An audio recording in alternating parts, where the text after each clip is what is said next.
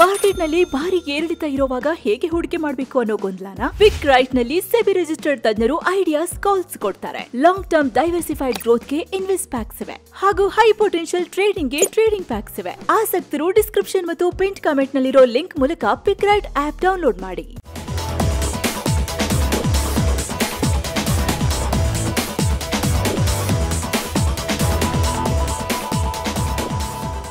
Hi friends, ಇದು mastmaka.comನ international bulletin ಸುತ್ತು ಜಗತ್ತು. ನಾನು ಅಮರ್ ಪ್ರಸಾದ್. ಭಾರತದ ವಿದೇಶಾಂಗ ಮಂತ್ರಿ ಎಸ್ ಜೈಶಂಕರ್ ಚೀನಾ ಬಗ್ಗೆ ಒಂದು ಇಂಪಾರ್ಟೆಂಟ್ ಹೇಳಿಕೆ ಕೊಟ್ಟಿದ್ದಾರೆ. ಭಾರತ ಚೀನಾ ಸಂಬಂಧಗಳ ಬಗ್ಗೆ ಮಾತನಾಡಿದ್ದಾರೆ. ಹಿಂದೆಂದಿಗಿಂತಲೂ ಎರಡು ರಾಷ್ಟ್ರಗಳ ಸಂಬಂಧ ಚೆನ್ನಾಗಿದೆ, ಒಳ್ಳೆ ಹಾದಿಗೆ ಹೋಗ್ತಾ ಇದೆ ಅಂತ ಹೇಳಿದ್ದಾರೆ. ಅಲ್ಲದೆ ಸಂಬಂಧಗಳನ್ನು ನಾರ್ಮಲೈಸ್ ಮಾಡೋಕೆ ನಾವು ಕೆಲಸ ಮಾಡ್ತಾ ಇದ್ದೀವಿ ಅಂತ ಹೇಳಿದ್ದಾರೆ. ಇತ್ತ ಟ್ರಂಪ್ರ ರೆಸಿಪ್ರೋಕಲ್ ಟ್ಯಾರಿಫ್ ಬಗ್ಗೆ ಕೂಡ ಜೈಶಂಕರ್ ರಿಯಾಕ್ಟ್ ಮಾಡಿದ್ದು, ಟ್ರಂಪ್ರ ಟ್ಯಾರಿಫ್ ಪರಿಣಾಮ ಏನಾಗುತ್ತೆ ಅಂತ ಹೇಳೋಕೆ ಸಾಧ್ಯ ಇಲ್ಲ, ಯಾಕಂದರೆ ಅದ್ರ ಬಗ್ಗೆ ನಮಗೆ ಐಡಿಯಾ ಇಲ್ಲ ಅಂತ ಹೇಳಿದ್ದಾರೆ. ನಾವು ಅದ್ರ ಬಗ್ಗೆ ಜಾಸ್ತಿ ಥಿಂಕ್ ಮಾಡೋಕ್ಕೆ ಹೋಗಲ್ಲ ಅಂತ. ಅಲ್ಲದೆ ನಾವು ಅಮೆರಿಕದೊಂದಿಗೆ ತುಂಬ ಓಪನ್ ಆಗಿದ್ದೀವಿ, ದ್ವಿಪಕ್ಷೀಯ ವ್ಯಾಪಾರ ಒಪ್ಪಂದದ ಬಗ್ಗೆ ಕೂಡ ಮಾತುಕತೆ ನಡೆಸ್ತಾ ಇದ್ದೀವಿ ಅಂತ, ಅಂದರೆ ಬೈಲ್ಯಾಟ್ರಲ್ ಟ್ರೇಡ್ ಅಗ್ರಿಮೆಂಟ್ ಬಗ್ಗೆ BTA ಬಗ್ಗೆ ಮಾತುಕತೆ ನಡೆಸ್ತಾ ಇದ್ದೀವಿ ಅಂತ ದಿಲ್ಲಿಯಲ್ಲಿ ನಡೆದ ರೈಸಿಂಗ್ ಭಾರತ್ ಶೃಂಗಸಭೆಯಲ್ಲಿ ಜೈಶಂಕರ್ ಹೇಳಿದ್ದಾರೆ. ಅಂದಹಾಗೆ ಸ್ನೇಹಿತರೆ, ಚೀನಾ ವಿಚಾರದಲ್ಲಿ ಇವ್ರ ಹೇಳಿಕೆ ಫಸ್ಟ್ ಟೈಮ್ ಏನಲ್ಲ. ಎರಡೂ ರಾಷ್ಟ್ರಗಳು ಸ್ವಲ್ಪ ಒಬ್ಬರನ್ನೊಬ್ಬರು ನೈಸ್ ಮಾಡೋಕೆ ಶುರು ಮಾಡಿದ್ದಾರೆ. ಚೀನಾ ಭಾರತಕ್ಕೆ ಎಲಿಫೆಂಟ್ ಡ್ರ್ಯಾಗನ್ ಡ್ಯಾನ್ಸ್ ಮಾಡೋಣ ಬಾ ಅಂತ ಕರಿತಾ ಇದೆ. ಭಾರತ ಕೂಡ ನಿಧಾನಕ್ಕೆ ಚೀನಾಗೆ ಸಾಫ್ಟ್ ಆಗಿ ರೆಸ್ಪಾಂಡ್ ಮಾಡ್ತಾ ಇದೆ. PM ಕೂಡ ಲೆಕ್ಸ್ ಫ್ರೆಡ್ಮನ್ ಪಾಡ್ಕಾಸ್ಟ್ನಲ್ಲೂ ಕೂಡ ಚೈನಾ ಬಗ್ಗೆ ಒಂದಷ್ಟು ಪಾಸಿಟಿವ್ ಅಂಶಗಳನ್ನು ಹೇಳಿದ್ರು. ಚೀನಾ ಅಧ್ಯಕ್ಷ ಶಿ ಜಿನ್ಪಿಂಗ್ ಕೂಡ ಸ್ವಲ್ಪ ಸಾಫ್ಟ್ ಆಗ್ತಾ ಇದ್ದಾರೆ. ಚೀನಾ ವಿದೇಶಾಂಗ ಇಲಾಖೆ ಅಧಿಕಾರಿಗಳು, ಅದು ಬೀಜಿಂಗ್ನಲ್ಲಿರೋರು ಅಷ್ಟೇ, ಭಾರತದಲ್ಲಿರೋ ರಾಯಭಾರ ಕಚೇರಿಯಲ್ಲಿರೋರು ಅಷ್ಟೇ, ದಿನ ಬೆಳಗಾದರೆ ಭಾರತ ಮತ್ತು ಚೀನಾ ಸಂಬಂಧ ಚೆನ್ನಾಗಾಗೋದ್ರ ಬಗ್ಗೆ ಪಾಸಿಟಿವ್ ತುತ್ತೂರಿಯನ್ನು ಊದ್ತಾ ಇದ್ದಾರೆ. ಅಮೆರಿಕದಲ್ಲಿ ಈ ದೊಡ್ಡ ಬದಲಾವಣೆ, ಈ ಮಹಾಶಯ ಬಂದು ಪ್ರೆಸಿಡೆಂಟ್ ಆದಲ್ಲಿಂದ ಎರಡು ರಾಷ್ಟ್ರಗಳು ಯಾವುದಕ್ಕೂ ನಮ್ಮ ಹುಷಾರಲ್ಲಿ ನಾವಿರಬೇಕು ಅಂತ ಹೇಳಿ ಸ್ವಲ್ಪ ಸಾಫ್ಟ್ ಆಗ್ತಿರೋದು ಕಾಣಿಸ್ತಾ ಇದೆ.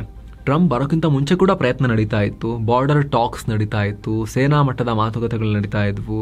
ಮೋದಿ ಮತ್ತು ಜಿನ್ಪಿಂಗ್ ವಿದೇಶಗಳಲ್ಲಿ ಭೇಟಿ ಆದಾಗಲೂ ಕೂಡ, ಬೇರೆ ಬೇರೆ ಸಮ್ಮಿಟ್ಗಳ ಸೈಡ್ಲೈನ್ಸ್ನಲ್ಲಿ ಮೀಟ್ ಆದಾಗಲೂ ಕೂಡ ಒಂದಷ್ಟು ಕನ್ವರ್ಸೇಷನ್ಸ್ ಎಲ್ಲ ಆಗಿದ್ವು.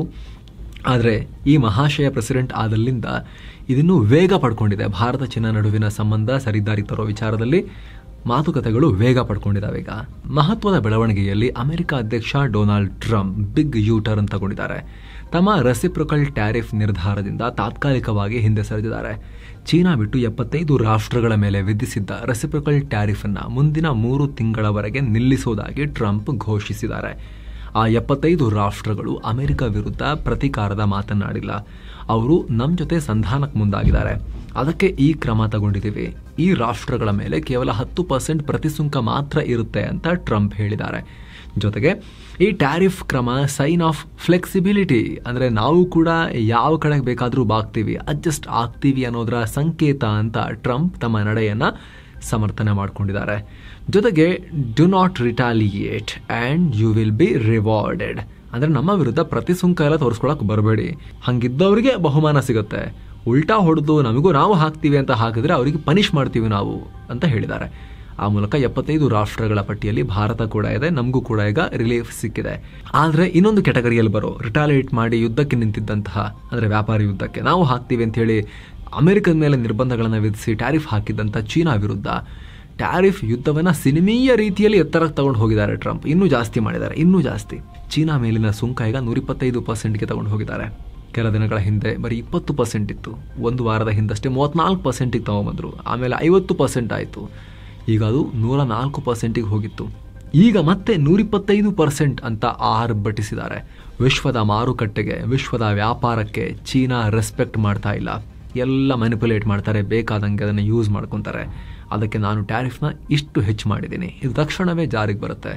ಇನ್ನು ಮುಂದೆ ಭವಿಷ್ಯದಲ್ಲಿ ಅಮೆರಿಕ ಹಾಗೂ ಇತರ ರಾಷ್ಟ್ರಗಳಿಗೆ ತೊಂದರೆ ಕೊಡೋಕ್ಕೆ ಆಗಲ್ಲ ಅನ್ನೋದನ್ನು ಚೀನಾ ರಿಯಲೈಸ್ ಮಾಡಿಕೊಳ್ಳಿ ಅಂತ ಟ್ರಂಪ್ ಹೇಳಿದ್ದಾರೆ. ಅಲ್ಲದೆ ಚೀನಾ ನಮ್ಮೊಂದಿಗೆ ಒಪ್ಪಂದ ಮಾಡಿಕೊಳ್ಳೋಕ್ಕೆ ಬಯಸಿದೆ, ಆದರೆ ಹೇಗೆ ಮಾಡ್ಕೋಬೇಕು ಅನ್ನೋದು ಅವ್ರಿಗೆ ಗೊತ್ತಿಲ್ಲ ಅಷ್ಟೇ. ಚೀನಾ ಅಧ್ಯಕ್ಷ ಶಿ ಜಿನ್ಪಿಂಗ್ ಅವರಿಗೂ ಹೇಗೆ ಡೀಲ್ ಮಾಡ್ಕೊಳ್ಬೇಕು ಅನ್ನೋದು ಗೊತ್ತಾಗ್ತಿಲ್ಲ. ಅದರ ಬಗ್ಗೆ ಅವರಿನ್ನೂ ಲೆಕ್ಕಾಚಾರ ಮಾಡ್ತಾ ಇದ್ದಾರೆ ಅಂತ ಕಾಲೆಳೆದಿದ್ದಾರೆ. ಇದರ ಬೆನ್ನಲ್ಲೇ ಹೊಸ ಟ್ಯಾರಿಫ್ ಹೇರಿಕೆ ಬಗ್ಗೆ ಚರ್ಚಿಸೋಕೆ ಚೀನಾದ ಉನ್ನತ ಮಟ್ಟದ ಅಧಿಕಾರಿಗಳು ಮಹತ್ವದ ಸಭೆ ನಡೆಸ್ತಾರೆ, ಹೀಗಂತ ಅಮೆರಿಕದ ಬ್ಲೂಮ್ಬರ್ಗ್ ವರದಿ ಮಾಡಿದೆ. ಮತ್ತೊಂದು ಕಡೆ ಚೀನಾ ಅಮೆರಿಕ ನಡುವಿನ ಟ್ಯಾರಿಫ್ ವಾರ್ ಕುರಿತು ಸೋಷಿಯಲ್ ಮೀಡಿಯಾದಲ್ಲಿ ಮೀಮ್ಸ್ ಎಲ್ಲ ವೈರಲ್ ಆಗ್ತಾ ಇವೆ. ಚೀನಾ ಹಾಗೂ ಅಮೆರಿಕನ್ ಧ್ವಜದ ಮುಖಗಳನ್ನ ಹೊಂದಿದ ವ್ಯಕ್ತಿಗಳಿಬ್ಬರು ಪರಸ್ಪರ ಕಿತ್ತಾಡ್ಕೊಳ್ತಿರೋ ಮೀಮ್ಸ್ ವೈರಲ್ ಆಗ್ತಾ ಇದೆ. ಈತ ಚೀನಾ ಅಮೆರಿಕಾಗೆ ತೆರಳು ತನ್ನ ನಾಗರಿಕರಿಗೆ ಟ್ರಾವೆಲ್ ಅಡ್ವೈಸರಿಯನ್ನು ಕೊಟ್ಟಿದೆ. ಎರಡು ರಾಷ್ಟ್ರಗಳ ಮಧ್ಯೆ ಎಕಾನಮಿಕ್ ಮತ್ತು ಟ್ರೇಡ್ ರಿಲೇಷನ್ ಕ್ಷೀಣಿಸ್ತಾ ಇದೆ. ಜೊತೆಗೆ ಅಮೆರಿಕದಲ್ಲಿ ಸ್ಥಳೀಯ ಭದ್ರತೆ ಸರಿಯಿಲ್ಲ ಅಂತ ಚೀನಾದ ಕಲ್ಚರ್ ಮತ್ತು ಟೂರಿಸಂ ಅಮೆರಿಕವನ್ನ ಮತ್ತೆ ಕೆಣಕಿದೆ. ಇನ್ನು ಟ್ರಂಪ್ ಟ್ಯಾರಿಫ್ಗೆ ಪ್ರತಿಯಾಗಿ ಯುರೋಪಿಯನ್ ಯೂನಿಯನ್ ಕೂಡ ಅಮೆರಿಕ ಮೇಲೆ ಪ್ರತಿಕಾರದ ಸುಂಕ ಹೇರೋಕೆ ಮುಂದಾಗಿದ್ದೀವಿ ಅಂತ ಹೊರಟಿದ್ರು. ಅಮೆರಿಕದಿಂದ ಆಮದಾಗುವ 1.97 ಲಕ್ಷ ಕೋಟಿ ರೂಪಾಯಿ ಮೌಲ್ಯದ ಸರಕುಗಳ ಮೇಲೆ EU ಪ್ರತಿಸುಂಕ ಹೇರ್ತೀವಿ ಅಂತ ಹೊರಟಿದೆ. ಇದಕ್ಕೆ ಅಧಿಕೃತವಾಗಿ ಅಪ್ರೂವಲ್ ಕೂಡ ಸಿಕ್ಕಿದೆ. ಆದರೆ ಯಾವ ಸರಕುಗಳ ಮೇಲೆ ಎಷ್ಟೆಷ್ಟು ಅನ್ನೋದ್ರ ಬಗ್ಗೆ ಏನೂ ಕ್ಲಾರಿಟಿ ಇಲ್ಲ ಅವರಿಗೆ. ಏನು ಕ್ಲಾರಿಟಿ ಬರುತ್ತೆ ಅವರಿಗೆ? ಎಲ್ಲಿಂದ ಬರುತ್ತೆ ಕ್ಲಾರಿಟಿ? ಒಂಚೂರು ಈ ದಿನ ಇದ್ದಂಗೆ ನಾಳೆ ಇದ್ರೆ ಓಕೆ, ಟ್ರಂಪ್ ಇಲ್ವಲ್ಲ. ಈಗ ಸಡನ್ ಆಗಿ ವಾಪಸ್ ಇಲ್ಲ, 10% ಅಷ್ಟೇ ಎಲ್ಲ ಕ್ಯಾನ್ಸಲ್ ಮಾಡ್ತೀನಿ ಅಂತ ಹೇಳಿದಾರಲ್ಲ ಚೈನಾ ಬಿಟ್ಟು ಉಳಿದವರಿಗೆಲ್ಲ. ಸೊ ಮತ್ತೆ ತಲೆ ಕೆರ್ಕೊಂತಿರ್ತಾರೆ ಈಗ ಯುರೋಪಿಯನ್ ಯೂನಿಯನ್ ಅವ್ರು. ಏನು ಮಾಡೋದು ನಾವೀಗ, ಎಷ್ಟು ಮಾಡೋದು ಅಂತ. ಅಂದ ಹಾಗೆ ಟ್ರಂಪ್ ಮುಂದೆ ಯುರೋಪಿಯನ್ ಕಮಿಷನ್ನ ಅಧ್ಯಕ್ಷ ಉರ್ಸುಲಾ ವಾಂಡರ್ ಲಯನ್ ಅಮೆರಿಕ ಮುಂದೆ ಸುಂಕರಹಿತ ಅಂದರೆ 0 ಟ್ಯಾರಿಫ್ ಡೀಲ್ನ ಮುಂದಿಟ್ಟಿದ್ರು. ಆದರೆ ಟ್ರಂಪ್ ಇದನ್ನು ರಿಜೆಕ್ಟ್ ಮಾಡಿದ ಬೆನ್ನಲ್ಲೇ ಈ ಡೆವಲಪ್ಮೆಂಟ್ ಎಲ್ಲ ಆಗ್ತಾ ಇದೆ. ಅವರು ಕೂಡ ಏನು ಮಾಡೋದು ಅಂತ ತಲೆ ಕೆಡಿಸ್ಕೊಳ್ತಾ ಇದ್ದಾರೆ. ಪರಿಸ್ಥಿತಿ ಹೇಗಿದೆ ಅಂತ ಹೇಳಿದ್ರೆ ಸ್ನೇಹಿತರೆ, ಟ್ರಂಪ್ ಜೊತೆಗೆ ಡೀಲ್ ಮಾಡೋಕೆ ಮುಂಚೆಲ್ಲ ಏನಂದರೆ ಬೇರೆ ರಾಷ್ಟ್ರಗಳೊಂದಿಗೆ ಡೀಲ್ ಮಾಡೋಕೆ ಆ ರಾಷ್ಟ್ರದ ನಿಲುವೇನು, ಆ ರಾಷ್ಟ್ರ ಡಿಪ್ಲೊಮ್ಯಾಟಿಕಲಿ ಹೇಗೆ ವರ್ತಿಸುತ್ತೆ ಅನ್ನೋದೊಂದು ಸಂಪ್ರದಾಯ ಇರ್ತಿತ್ತಲ್ಲ, ಅದಕ್ಕೆ ತಕ್ಕಂತೆ ಎಲ್ಲರೂ ಕೂಡ ಪ್ಲಾನ್ ಮಾಡ್ಕೊಳ್ತಾ ಇದ್ರು. ಫಾರಿನ್ ಸರ್ವಿಸ್ನ ಅಧಿಕಾರಿಗಳು, ರಾಜಕೀಯ ತಜ್ಞರು, ಸ್ಟ್ರಾಟಜಿಕ್ ಅಫೇರ್ಸ್ನ ತಜ್ಞರು, ಆಮೇಲೆ ರಕ್ಷಣಾ ತಜ್ಞರು ಇವರೆಲ್ಲ ಪ್ಲಾನ್ ಮಾಡ್ತಾ ಇದ್ರು. ರಾಷ್ಟ್ರಗಳ ನಡುವಿನ ಸಂಬಂಧ, ಕೂಟಗಳ ನಡುವಿನ ಸಂಬಂಧ ಹೇಗಿರಬೇಕು ಅಂತ ನೆಗೋಷಿಯೇಷನ್ಗೆಲ್ಲ ಹೋಗ್ತಾ ಇದ್ರು. ಆದರೆ ಈ ಪ್ರೆಸಿಡೆಂಟ್ ಇರೋ ಟೈಮ್ನಲ್ಲಿ, ಇಂಥ ವಿಶೇಷ ಗುಣಲಕ್ಷಣಗಳಿರೋ ಪ್ರೆಸಿಡೆಂಟ್ ಈಗ ಅಮೆರಿಕಕ್ಕೆ ಅಧ್ಯಕ್ಷರಾಗಿ ಬಂದಿರೋ ಟೈಮ್ನಲ್ಲಿ ಮೋಸ್ಟ್ಲಿ ಈ ಮನಃಶಾಸ್ತ್ರಜ್ಞರು, ಸೈಕಾಲಜಿಸ್ಟ್ಗಳು, ಸೈಕಿಯಾಟ್ರಿಸ್ಟ್ಗಳು ಅವ್ರನ್ನ ಕೂಡ ಈ ಟೀಮಿಗೆ ಸೇರಿಸ್ಕೊಂಡು ಹೋಗ್ಬೇಕಂತ ಕಾಣುತ್ತೆ ಉಳಿದ ರಾಷ್ಟ್ರಗಳು. ಈ ಮನುಷ್ಯನನ್ನು ಸ್ವಲ್ಪ ಅರ್ಥ ಮಾಡಿಕೊಂಡು ಅವರ ಥಾಟ್ ಪ್ರೊಸೆಸ್ನ ಸ್ವಲ್ಪ ಅನಲೈಸ್ ಮಾಡಿ, ಅವರ ಈ ಹಿಂದಿನ ಸ್ಪೀಚಸ್ ಎಲ್ಲ ಸ್ಟಡಿ ಮಾಡಿ, ಅವರ ಆ್ಯಕ್ಷನ್ಸ್ ಈ ಹಿಂದಿದೆಲ್ಲ ಸ್ಟಡಿ ಮಾಡಿ ಒಂದು ಮಾಡೆಲ್ ರೆಡಿ ಮಾಡ್ಕೋಬೇಕು ಅಂತ ಕಾಣುತ್ತೆ. ಈ ಮನುಷ್ಯ ನೆಕ್ಸ್ಟ್ ಯಾವ ಥರ ಮಾತಾಡಿದ್ರೆ ಹೇಗೆ ಬಿಹೇವ್ ಮಾಡ್ಬೋದು ಅಂತೆಲ್ಲ ಸ್ವಲ್ಪ ಕ್ಯಾರೆಕ್ಟರ್ ಅನಲೈಸ್ ಮಾಡಿಕೊಂಡು ಆಮೇಲೆ ಮಾತುಕತೆಗೆ ಹೋಗಬೇಕು ಅಂತ ಕಾಣುತ್ತೆ. ಅಷ್ಟು ಕಷ್ಟ ಆಗಿ ಹೋಗಿದೆ ಈಗ ಜಗತ್ತಲ್ಲಿ ಟ್ರಂಪ್ರನ್ನ ಅರ್ಥ ಮಾಡ್ಕೊಳ್ಳೋದು. ಏನೋ ಟ್ಯಾರಿಫ್ ಮೂಲಕ ಜಗತ್ತಿನ ಆರ್ಥಿಕತೆಯನ್ನು ಅಲುಗಾಡಿಸ್ತಾ ಇರೋ ಟ್ರಂಪ್ ಇದೀಗ ಅಮೆರಿಕದ ಆಯುಧ ವ್ಯಾಪಾರವನ್ನ ಇನ್ನಷ್ಟು ಹೆಚ್ಚು ಮಾಡೋಕೆ ಮುಂದಾಗಿದ್ದಾರೆ. ವಿದೇಶಗಳೊಂದಿಗೆ ಆಯುಧ ವ್ಯಾಪಾರ EC ಮಾಡೋ ಎಕ್ಸಿಕ್ಯೂಟಿವ್ ಆರ್ಡರ್ಗೆ ಸೈನ್ ಮಾಡಿದ್ದಾರೆ. ಇದರಲ್ಲಿ ಆಯುಧಗಳ ರಫ್ತು ವಿಚಾರದಲ್ಲಿ ಆಗ್ತಾ ಇದ್ದ ವಿಳಂಬವನ್ನು ಕಮ್ಮಿ ಮಾಡೋ ಗುರಿಯನ್ನ ಇಟ್ಕೊಂಡಿದ್ದಾರೆ. ಟ್ರಂಪ್ರ ಈ ನಿರ್ಧಾರದಿಂದ ಅಮೆರಿಕದಲ್ಲಿ ಹೆಚ್ಚಿನ ಉದ್ಯೋಗ ಸೃಷ್ಟಿಯಾಗುತ್ತೆ ಅಂತ ವೈಟ್ ಹೌಸ್ ಹೇಳಿದೆ. ಅಮೆರಿಕದ ದೈತ್ಯ ರಕ್ಷಣಾ ಉತ್ಪಾದನಾ ಕಂಪನಿಗಳಾದ ಲಾಕ್ಹೀಡ್ ಮಾರ್ಟಿನ್, RTX, ಬೋಯಿಂಗ್ ಅಂತಹ ಕಂಪನಿಗಳು ತಮ್ಮ ಆಯುಧ ವ್ಯಾಪಾರ ಹೆಚ್ಚಿಸೋಕೆ ಈ ಆರ್ಡರ್ ನೆರವಾಗಬಹುದು ಅಂತ ಹೇಳಲಾಗ್ತಿದೆ. ಅಂದಹಾಗೆ ಅಮೆರಿಕ 2024ರಲ್ಲಿ ಸುಮಾರು $318 ಬಿಲಿಯನ್ ಮೌಲ್ಯದ ಆಯುಧಗಳನ್ನು ವಿಶ್ವಕ್ಕೆ ರಫ್ತು ಮಾಡಿದೆ.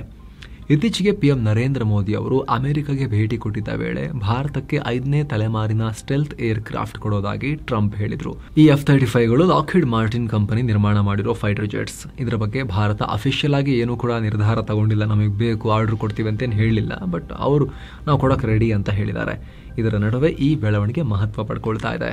ಅತ್ತ ಅಮೆಜಾನ್ ಚೈನಾ ಸೇರಿ ಏಷ್ಯಾದ ಬೇರೆ ಬೇರೆ ರಾಷ್ಟ್ರಗಳಿಂದ ಆರ್ಡರ್ ಮಾಡಿದ್ದ ಹಲವು ಪ್ರಾಡಕ್ಟ್ಗಳನ್ನು ಸಡನ್ ಆಗಿ ಕ್ಯಾನ್ಸಲ್ ಮಾಡಿದೆ.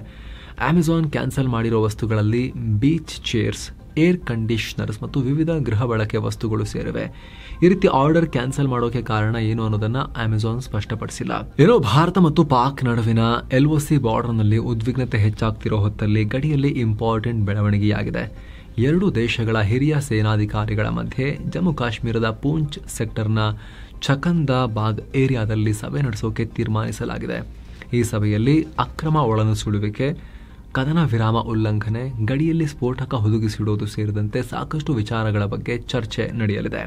ಏನೋ ಭಾರತದೊಂದಿಗೆ ಸಂಬಂಧ ಹಾಳು ಮಾಡಿಕೊಂಡಿರೋ ಬಾಂಗ್ಲಾ ಪಾಕ್ ಜೊತೆ ದಿನೇ ದಿನೇ ಸಂಬಂಧ ಚೆನ್ನಾಗಿ ಮಾಡ್ಕೊಳ್ತಾ ಇದೆ. ಶೀಘ್ರದಲ್ಲಿ ಪಾಕಿಸ್ತಾನದ ಉಪ ಪ್ರಧಾನಿ ಮತ್ತು ವಿದೇಶಾಂಗ ಸಚಿವ ಇಶಕ್ ದರ್ ಬಾಂಗ್ಲಾಗೆ ಭೇಟಿ ಕೊಡ್ತಾರೆ ಅಂತ ಬಾಂಗ್ಲಾದ ವಿದೇಶಾಂಗ ಇಲಾಖೆ ಸಲಹೆಗಾರ ಮೊಹಮ್ಮದ್ ತೌಹೀದ್ ಹುಸೇನ್ ಕನ್ಫರ್ಮ್ ಮಾಡಿದ್ದಾರೆ.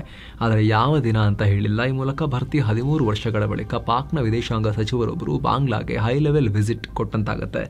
ಈ ಭೇಟಿಯಲ್ಲಿ ಉಭಯ ರಾಷ್ಟ್ರಗಳ ಮಧ್ಯೆ ರಕ್ಷಣಾ ಸಹಕಾರ, ಚೀನಾದಿಂದ ಫೈಟರ್ ಜೆಟ್ ಖರೀದಿ, training mechanism, student exchange program ಮತ್ತು ಇಂಟೆಲಿಜೆನ್ಸ್ ಶೇರಿಂಗ್ ಸೇರಿದ ಹಾಗೆ ಸಾಕಷ್ಟು ವಿಚಾರಗಳ ಬಗ್ಗೆ ಹೈ ಲೆವೆಲ್ ಡಿಸ್ಕಷನ್ ನಡೆಯುತ್ತಂತೆ. ಅಲ್ಲದೆ ಈ ಭೇಟಿಯಲ್ಲಿ Pakistan Bangladesh political consultative meeting ಕೂಡ ನಡೆಯೋ ಸಾಧ್ಯತೆ ಇದೆ. ಈ ಇಶಕ್ ದರ್ ಭೇಟಿಯ ಮುಂಚೆ ಪಾಕ್ನ ವಿದೇಶಾಂಗ ಕಾರ್ಯದರ್ಶಿ ಆಮ್ನಾ ಬಲೋಚ್ ಏಪ್ರಿಲ್ 17ಕ್ಕೆ ಬಾಂಗ್ಲಾಗೆ ಭೇಟಿ ಕೊಡ್ತಾರೆ. ಇತ್ತೀಚೆಗಷ್ಟೇ ಬಾಂಗ್ಲಾ ಮಧ್ಯಂತರ ಸರ್ಕಾರದ ಸೋಕಾಲ್ಡ್ ಮುಖ್ಯಸ್ಥ ಯೂನಸ್ ಚೀನಾಗೆ ಭೇಟಿ ಕೊಟ್ಟಿದ್ರು. ಅಲ್ಲಿ ಚೀನಾ ಸಂಬಂಧ ವೃದ್ಧಿಸೋ ಮಾತನಾಡಿದ್ರು. ಅದರ ಬೆನ್ನಲ್ಲೇ ಚೀನಾದ ಸಂಗಾತಿ ಅಂತ ಕರೆಸ್ಕೊಳ್ತಾ ಇರೋ ಪಾಕಿಸ್ತಾನದ ನಾಯಕರು ಬಾಂಗ್ಲಾಗೆ ಭೇಟಿ ಕೊಡ್ತಾ ಇದ್ದಾರೆ. ಮತ್ತೊಂದು ಕಡೆ ಪಾಕ್ನಲ್ಲಿ ಅವರಿಗೆ ತಿನ್ನೋಕೆ ಬಹಳ ಕಷ್ಟ ಆಗ್ತಾ ಇದೆ, ಆಹಾರ ಬಿಕ್ಕಟ್ಟು ಉಂಟಾಗಿದೆ. ಗೋಧಿ ಉತ್ಪಾದನೆಯಲ್ಲಿ ಸ್ವಾವಲಂಬಿ ಅಂತ ಕರೆಸ್ಕೊಂಡಿದ್ದ ಪಾಕ್ಗೆ ಹವಾಮಾನ ವೈಪರೀತ್ಯ, ಸರ್ಕಾರದ ಸಪೋರ್ಟ್ ಕೊರತೆ ಹಾಗೂ ಜಾಗತಿಕ ಅನಿಶ್ಚಿತತೆಯಿಂದ ಸರಿಯಾದ ಪಾಲಿಸಿ ಇಲ್ಲದೆ ಇರೋದ್ರಿಂದ ಗೋಧಿ ಬೆಳೆಯಲ್ಲಿ ಕುಂಠಿತ ಆಗಿದೆ. ಗೋಧಿ ಉತ್ಪಾದನೆ 11% ಬಿದ್ದು ಹೋಗಿದೆ. ಮತ್ತೊಂದು ಕಡೆ ಇದೇ ಪಾಕಿಸ್ತಾನ ಇಸ್ಲಾಮಿಕ್ ರಾಷ್ಟ್ರಗಳ ರಕ್ಷಕ ಅಣುಬಾಂಬ್ ಇದೆ ಅಂತ ಹೇಳ್ಕೊಳ್ಳೋ ಪಾಕಿಸ್ತಾನ ಅಫ್ಘಾನಿಸ್ತಾನದ ಮುಸ್ಲಿಂ ನಿರಾಶ್ರಿತರನ್ನ ಹಿಡಿದು ಕ್ರೂರವಾಗಿ ವಾಪಸ್ ಅವ್ರನ್ನ ಓಡಿಸ್ತಾ ಇದೆ. ಏಪ್ರಿಲ್ 1ರಿಂದ ಇದುವರೆಗೂ ಮತ್ತೆ 24,000 ಅಫ್ಘನ್ ಮುಸ್ಲಿಂ ನಿರಾಶ್ರಿತರನ್ನ ವಾಪಸ್ ಅಟ್ಟಿದೆ. ಅಂದಹಾಗೆ ಪಾಕಿಸ್ತಾನ ಅಫ್ಘನ್ ಮುಸ್ಲಿಂ ನಿರಾಶ್ರಿತರಿಗೆ ಮಾರ್ಚ್ 31 ಡೆಡ್ ಲೈನ್ ಹಾಕೊಟ್ಟಿತ್ತು. ಒಂದು ವೇಳೆ ನೀವು ಹೋಗದೆ ಹೋದ್ರೆ ಬಲವಂತವಾಗಿ ನಿಮ್ಮನ್ನ ದಬ್ತೀವಿ ಅಂತ ಬೆದರಿಕೆ ಒಡ್ಡಿತ್ತು. ಅದರ ಬೆನ್ನಲ್ಲೇ ಈಗ ಮತ್ತೆ ಕಾರ್ಯಾಚರಣೆ ಮಾಡಿದೆ. 2023ರಲ್ಲೂ ಕೂಡ ಪಾಕಿಸ್ತಾನ ದಾಖಲೆ ಇಲ್ಲದೆ ಬಂದಿದ್ದಾರೆ ಅಂತ ಹೇಳಿ ಸುಮಾರು 8 ಲಕ್ಷಕ್ಕೂ ಅಧಿಕ ಅಫ್ಘನ್ ಮುಸ್ಲಿಮರನ್ನ ದೇಶದಿಂದ ಬಂದೂಕು ಹಿಡ್ಕೊಂಡು ಹೆದರಿಸ್ಬಿಟ್ಟು ದೇಶದಿಂದ ಹೊರಗೆ ಹಾಕಿತ್ತು. ಈಗ ಹೊಸ ಗಡಿಪಾರು ಪ್ರಕ್ರಿಯೆಯಲ್ಲೂ ಕೂಡ ಪಾಕಿಸ್ತಾನ 8 ಲಕ್ಷ ಅಫ್ಘನ್ ಮುಸ್ಲಿಮರನ್ನ ಹೊರ ಹಾಕೋ ಗುರಿಯನ್ನ ಇಟ್ಕೊಂಡಿದೆ ಅಂತ ಪಾಕಿಸ್ತಾನಿ ಅಧಿಕಾರಿಗಳೇ ಹೇಳ್ಕೊಂಡಿದ್ದಾರೆ. ತಾಲಿಬಾನಿಗಳು ಇದಕ್ಕೆ ಯಾವ ರೀತಿ ಉತ್ತರ ಕೊಡ್ತಾರೆ, TTPಗಳು ಅಂದರೆ ಪಾಕಿಸ್ತಾನದ ತಾಲಿಬಾನ್ ಘಟಕ ಯಾವ ರೀತಿ ಪಾಕಿಸ್ತಾನವನ್ನು ಇದಕ್ಕೆ ಕಾಡ್ತಾರೆ ಅನ್ನೋದೀಗ ಮುಂದಿರುವಂತಹ ಪ್ರಶ್ನೆ. ಮಿಡಲ್ ಈಸ್ಟ್, ಯುರೋಪ್ ಬಳಿಕ ಈಗ ಆಫ್ರಿಕಾ ಕೂಡ ಬಹುದೊಡ್ಡ ಯುದ್ಧಕ್ಕೆ ರೆಡಿ ಆಗ್ತಿದ್ಯಾ? ಯಾಕಂದ್ರೆ ಅಲ್ಜೀರಿಯಾ ರಷ್ಯಾದ ಸುಕೋಯ್ 35 ಏರ್ಕ್ರಾಫ್ಟ್ ಯೂಸ್ ಮಾಡ್ತಿದೆ ಅಂತ ಬ್ರಿಟನ್ ಮೂಲದ the international institute of studies ಸ್ಫೋಟಕ ವರದಿಯನ್ನ ಕೊಟ್ಟಿದೆ. ಅಲ್ಜೀರಿಯಾ ವಾಯುನೆಲೆಯಲ್ಲಿ ಈ ರಷ್ಯಾದ ಸುಕೋಯ್ 35 ಏರ್ಕ್ರಾಫ್ಟ್ ಇವೆ ಅಂತ ಸ್ಯಾಟಲೈಟ್ ಇಮೇಜಸ್ ನಿಂದ ಗೊತ್ತಾಗಿದೆ. ಅಲ್ಲಿ ಇದು ಈಜಿಪ್ಟ್ಗಾಗಿ ನಿರ್ಮಾಣ ಮಾಡಲಾಗಿದ್ದ 24 Su-35S ಬ್ಯಾಚ್ ನ ಏರ್ಕ್ರಾಫ್ಟ್ಗಳು ಅಂತ ಸಂಸ್ಥೆ ಹೇಳಿದೆ. ಈ ಏರ್ಕ್ರಾಫ್ಟ್ ಅನ್ನ ರಹಸ್ಯವಾಗಿ ಅಲ್ಜೀರಿಯಾ ಪರ್ಚೇಸ್ ಮಾಡಿದೆ. ಸದ್ಯ ಮಾಲಿ ಮತ್ತು ಅಲ್ಜೀರಿಯಾಗಳ ಮಧ್ಯೆ ರಾಜತಾಂತ್ರಿಕ ಸಂಬಂಧ ಪೂರ್ತಿ ಹದಗೆಟ್ಟಿರೋದ್ರಿಂದ ಯಾವುದೇ ಸಂದರ್ಭದಲ್ಲಿ ಯುದ್ಧ ಸ್ಫೋಟಗೊಳ್ಳೋ ಆತಂಕ ಇದೆ. ಇತ್ತೀಚೆಗಷ್ಟೇ ವಾಯು ಪ್ರದೇಶ ಉಲ್ಲಂಘನೆ ಮಾಡಿದೆ ಅಂತ ಅಲ್ಜೀರಿಯಾ ಮಾಲಿ ಡ್ರೋನ್ ಅನ್ನ ಹೊಡೆದುರುಳಿಸಿತ್ತು. ಉಭಯ ರಾಷ್ಟ್ರಗಳ ನಡುವೆ ಈಗ ಫ್ಲೈಟ್ಗಳು ಕೂಡ ಹಾರಾಟ ಮಾಡ್ತಿಲ್ಲ. ಗಡಿಯಲ್ಲಿ ಸೇನೆ ಸನ್ನದ್ಧವಾಗಿ ನಿಂತ್ಕೊಂಡಿದ್ದಾವೆ. ಅಷ್ಟು ಬಿಕ್ಕಟ್ಟಿದೆ. ಎರಡು ದೇಶಗಳು ಒಬ್ಬರ ವಿರುದ್ಧ ಒಬ್ಬರು ಬಂಡುಕೋರರಿಗೆ ಸಪೋರ್ಟ್ ಮಾಡ್ತಿದ್ದಾರೆ. ಇಂಥ ಹೊತ್ತಲ್ಲಿ ಈ ಮಾಹಿತಿ ಈ ಭಾಗದಲ್ಲಿ ಭಾರಿ ಆತಂಕ ಕಾರಣ ಆಗಿದೆ. ಮಾಲಿಗೂ ಕೂಡ ಭಯ ಶುರುವಾಗಿದೆ. Su-35 ಸ್ವಲ್ಪ ಅಡ್ವಾನ್ಸ್ಡ್ ಫೈಟರ್ ಜೆಟ್ಗಳೇ, ಸಾಕಷ್ಟು ಕ್ಷಮತೆ ಹೊಂದಿರೋ ಫೈಟರ್ ಜೆಟ್ಗಳು, ಅಡ್ವಾನ್ಸ್ ಫೀಚರ್ಸ್ ಅನ್ನ ಹೊಂದಿವೆ. ಸೊ ಫ್ರೆಂಡ್ಸ್, ಇದಾಗಿತ್ತು ಇವತ್ತಿನ ಜಗತ್ತಿನ ಸುತ್ತಾಟ. ಮತ್ತೆ ಭೇಟಿ ಆಗ್ತಿರೋಣ. ನಮಸ್ತೆ.